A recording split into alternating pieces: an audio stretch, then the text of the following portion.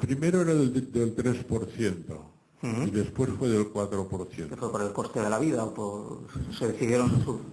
No, porque Convergencia quería más dinero. Pasan 17 minutos de las 10 de la noche, aquí seguimos en el Catalao, acompañados de Benjamín López, Iván Espinosa Los Monteros, Miguel Barrachina, Xavier Cajo y Román Cendoya.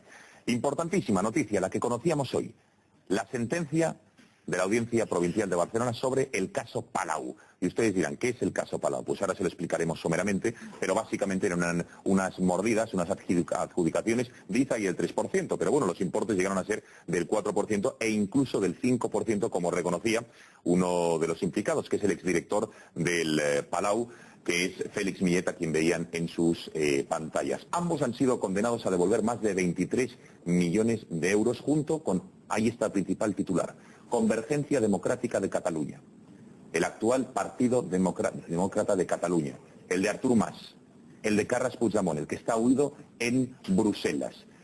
Partido condenado por dar obra pública de manera ilegal a 6,6 millones. Se lucraron y lo tienen que devolver. Saben además que Convergencia ya tiene 14 de sus sedes, las tiene embargadas. Y ahora va a tener que devolver esos 6,6 millones de euros después de esta sentencia que se puede evidentemente recurrir. Si les parece, como está con nosotros Xavier Cajo, que es uno de los periodistas que más ha investigado sobre esta trama del caso Palau, que más sabe porque todo se inició con él, ya que está con nosotros, le hemos pedido que hoy venga al Gatalagua. Vamos, Xavier, si te parece explicar. Bueno, les hemos preparado aquí, nos levantamos, Xavier, y vamos aquí a nuestra pantalla interactiva. ¿Qué es esto del caso Palau? Porque creo que es importante, ya que está aquí con nosotros Xavier, explicar de la manera más didáctica posible qué es lo que ocurrió. Así que, Xavier, aquí están los cuatro principales rostros. Principales, este es Osàcar, este es Millet, aquel de allí Montull, y esta la hija de Montull, que se llama Gemma. Vale, si te parece, Xavier, vamos a comenzar.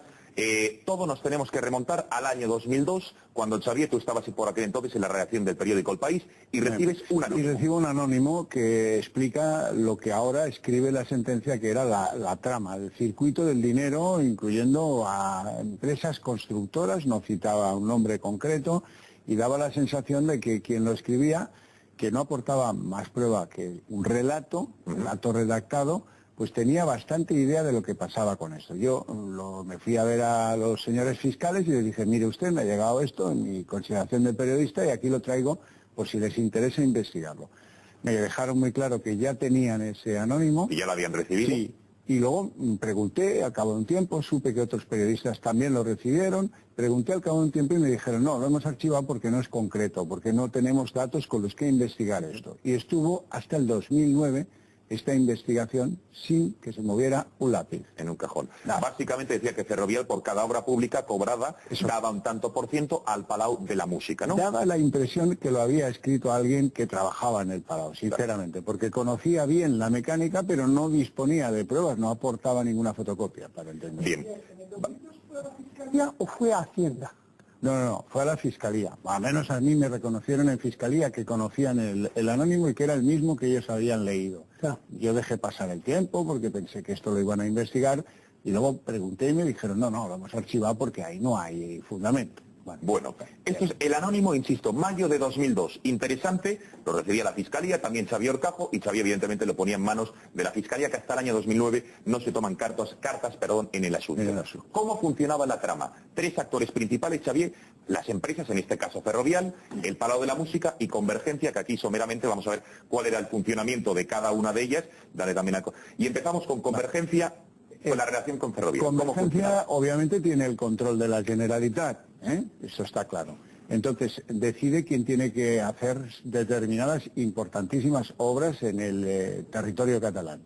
Y se las adjudica a unas empresas, y claro, estas empresas, ¿cómo las consiguen? Pues deben tener una información o licitan más barato que las otras. Lo que nadie imaginaba es que esas empresas tenían un acuerdo, un do des, con el partido que controlaba la Generalitat, y a partir de ahí Lo que pasa es que las obras llegan a la empresa, en este caso Ferrovial, y la empresa devuelve a través de las fundaciones presuntamente culturales del sacrosanto Palau de la Música, las musas tocando el flautín, hay una cosa de lo más selecto de la burguesía catalana, pues en estas sentinas se hundía la pasta, que luego parte de ella iba a llenar las arcas de la financiación ilegal de Convergencia y al bolsillo de algún otro. Directamente, como se demostró. Etcétera. Adjudicaciones públicas. Vamos a ver cuáles eran algunas de ellas, que es interesantísimo. Dos de las más importantes, por lo menos las que se han tratado, digamos, en esta condena. La línea 9 del Metro de Barcelona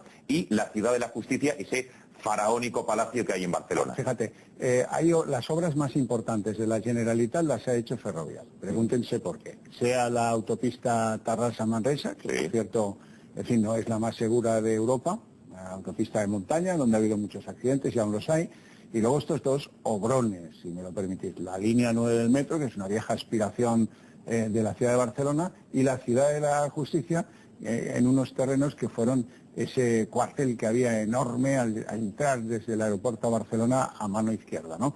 Se liberaron esos terrenos, se entregaron pues a la gente pública en cuestión, la Generalitat, que decidió construir allí los juzgados, la Ciudad de la Justicia. Estas dos obras son bestiales en términos de presupuesto y de adjudicación y generaron una mantequilla impresionante. Pues imagínense, de ambas, entre el 4 y el 5%, ahora veremos cómo se distribuía, se lo llevaba supuestamente el Palau y ahí lo distribuían. Bueno, vamos a ver, porque no solo, atención, la adjudicación de obra pública, sino que a través del Palau se pagaron determinadas deudas. El Palau hacía de caja pagadora de cosas apestosas, Entonces, ¿qué nos interesa? Yo soy Pujol y te digo a ti más. Oye, negocia, a ver, esto del Partido de la Independencia, que se han pegado un marrocatudo fracaso en unas elecciones, te han dejado deudas, tal, ¿por qué no? A los líderes, que eran Pilar Rahola y Ángel Colom, estos chicos que parece que valen, ¿no? Estaban en la crida y eran muy amigos de uno que se llamaba Carlos Rubira. Pues vamos, ahora que están en dificultad, vamos a ofrecerles algo. A esta la convirtieron en gran instrumento de tertulias y de medios de comunicación en Cataluña, y a este hombre le enjugaron las deudas del partido, a los dos, y a este algunas que no solo eran del partido, sino eran personales y tenían que ver con ciertas tendencias a la ludopatía. Todo enjuagado. Y le convirtieron en el agente que reclutaba magrebíes, inmigrantes, para ir a Cataluña. Tenía oficina en Casablanca y cargo de director. Para evitar la inmigración sudamericana, con aquello de España. Claro. Una historia ya que todos conocemos. Bueno, las comisiones. Así funcionaban las comisiones, lo dicen los propios acusados. Del 4% por obra aproximadamente. Según Félix Millet, un 1% se lo llevaba él, un 0,5% se lo llevaba Montull y el 2,5% restante al comienzo. Ojo que luego se amplió, no era un 4%, llegó hasta el 5%, se lo llevaba Convergencia Democrática de Cataluña, Xavier. Esto empieza con Pujol en el 3% y el reparto es distinto. En los años últimos de Pujol y todo el tiempo de Artur Mas, cuenta Millet al tribunal que esto ya era el 4% y le preguntan, ¿pero esto por el coste de la vida? Irónicamente. Y dice, no, que va, esto porque eran insaciables los de Convergencia. Aprieta a Millet, vamos a escucharle, venga, vamos a escuchar a Millet.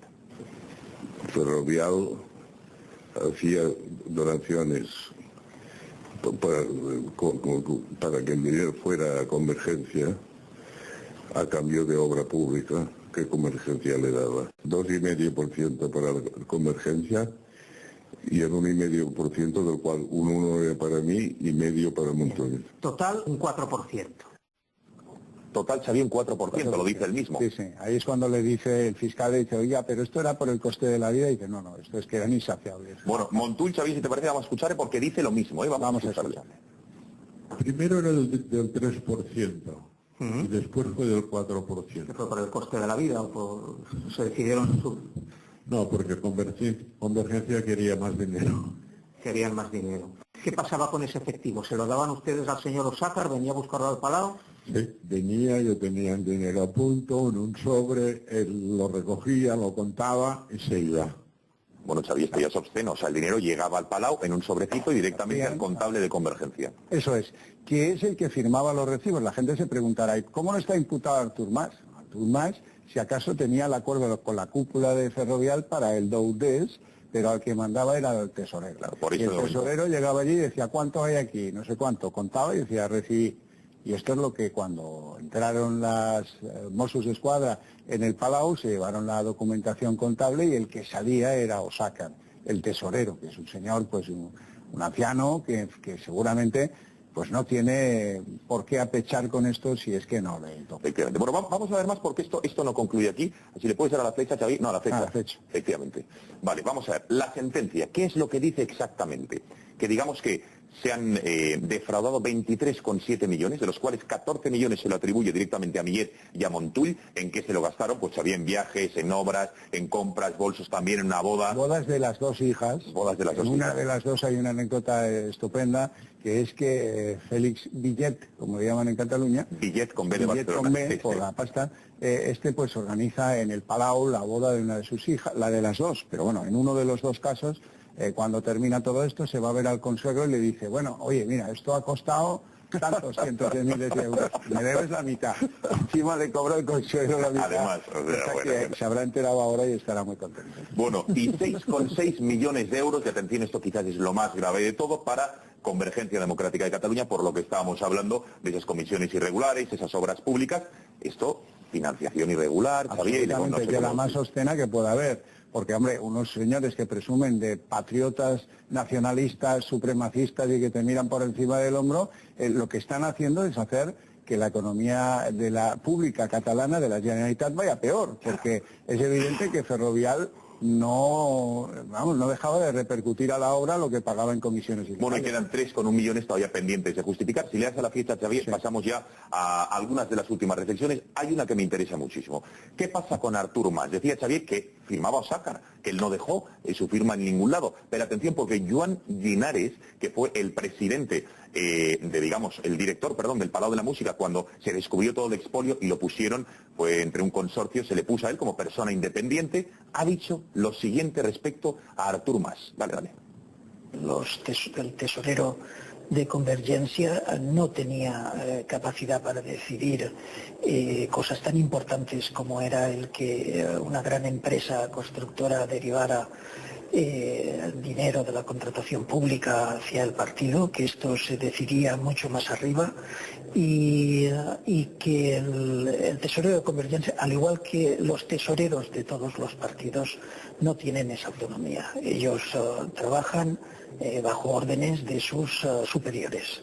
Y el por qué está ocurriendo de que en los procesos abiertos por corrupción la investigación se quede sobre la figura de los tesoreros es una de las cuestiones que yo pienso que marcan en estos momentos nuestros puntos más débiles en la lucha contra la corrupción. Xavier, esto es gravísimo porque de alguna manera exculpa a Osàcar diciendo, oye, no, que Osàcar no tenía la iniciativa aquí, no hace nada sin la autorización de sus superiores. Es que Osàcar ha sido instruido en que debe contener eso como un cortafuegos, niega todos los hechos y apechuga con la condena que le echen, así no, la justicia no puede hacer maravillas. Si él dijera, no, oiga, a ver, yo obedecía órdenes y me las daba fulanito, pues la justicia hubiera ido a perseguir en este caso a Artur Mas o a quien conviniera. Pero él ha repercutido toda la acción de la justicia sobre su persona, a la medida, uno, que niega los hechos y los otros los admiten, y dos, que no dice, oye, esto por elevación debería reprochárselo a quien me manda. Este es el típico señor de la carterita. Va con la carterita, buen día, oye, que vengo a recogerlo de este mes, que me habéis llamado. Sí, mira, el sobre de esta obra y de esta otra y de esta otra. Y lo lleva a Andorra o a donde convenga, ¿no? Sí, con los musenes y las vidas. Bueno, esto, muchísimas gracias, Xavi, yo creo que ha quedado clarísimo. Enseguida lo debatimos en la mesa. Ojo que veremos un cara a cara de quién es quién y cuánto deben responder con sus fianzas y las condenas. Hacemos una brevísima pausa de publicidad y entramos enseguida de lleno en el debate aquí en el Catalán. Hasta ahora.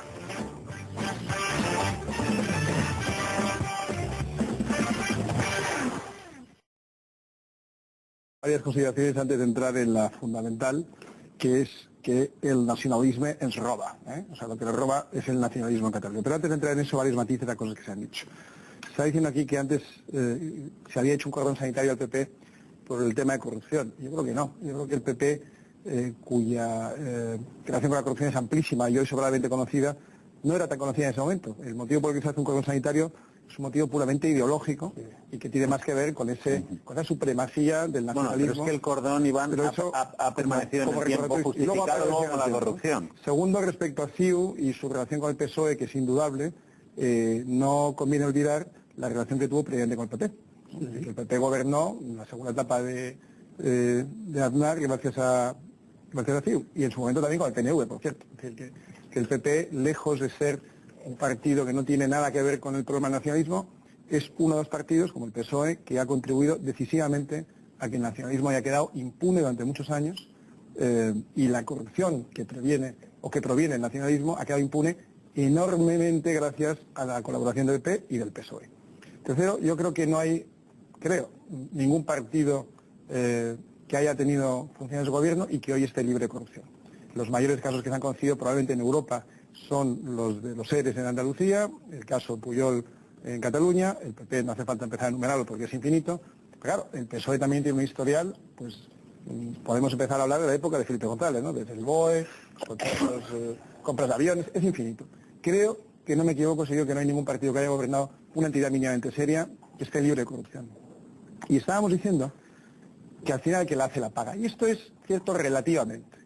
Aquí el que la hace la paga más o menos.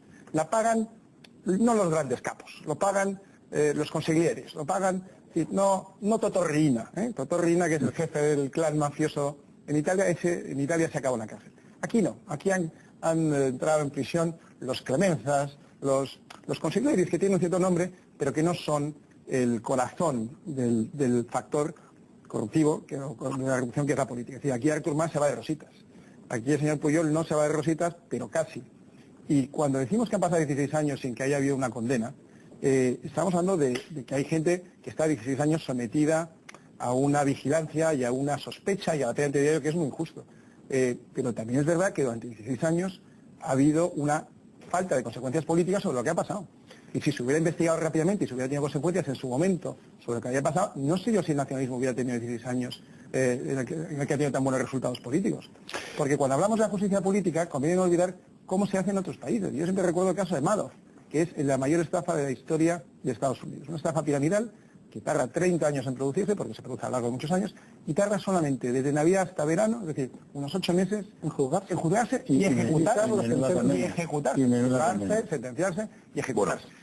Hay un constructor que es de tu equipo que cuenta cuando está tranquilo y relajado que un día le cita a Pujol en su despacho y le dice, hombre, usted es un ejemplo de éxito, usted ha empezado de nada, usted, Mire, usted le debe a Cataluña 300 millones de euros. ¿No? Cataluña, cuénteme. Sí, hombre, porque esta empresa es suya, ¿no? Y esto también, ¿no? Pues mire, las obras que les hemos dado son tantos. Una libretilla que manejaba Jordi Pujol. Este constructor, insisto, de tu equipo, pues no quiso pagar las comisiones. Ese constructor no construyó nada más en Cataluña. Esto funcionaba... Hoy tienes a 5 empresarios en Valencia sentados en el banquillo, empresarios. Tienes a... Vamos a dejar concluir el hilo de Orcajo y luego prosigue Román. Venga, déjame continuar con lo del caso Palau, 2 detalles más. Primero, la investigación que ponderáis, tanto de fiscales, etcétera, eso es una bobada.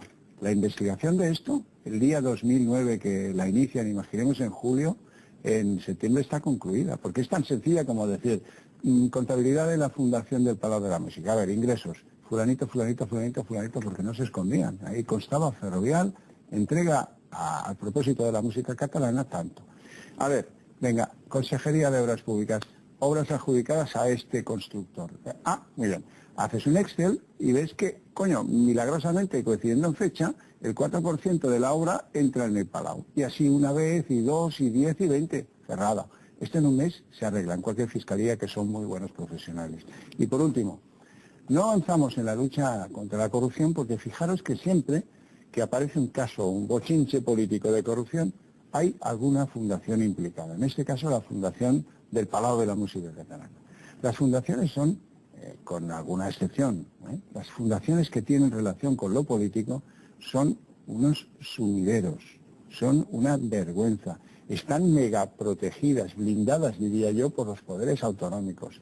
Las fundaciones, que encima tienen una tributación específica muy agradecida y comprensiva, porque son por el bien social y tal, las que no sean y puedan acreditar el bien social deberían ser absolutamente cerradas, porque ya tenemos tantos casos de corrupción que pasan a través de una fundación que esto huele fatal. Venga, vamos concluyendo este asunto, que tenemos más temas. Iván. Estaba diciendo antes que prácticamente todos los partidos que han gobernado han tenido casos muy graves.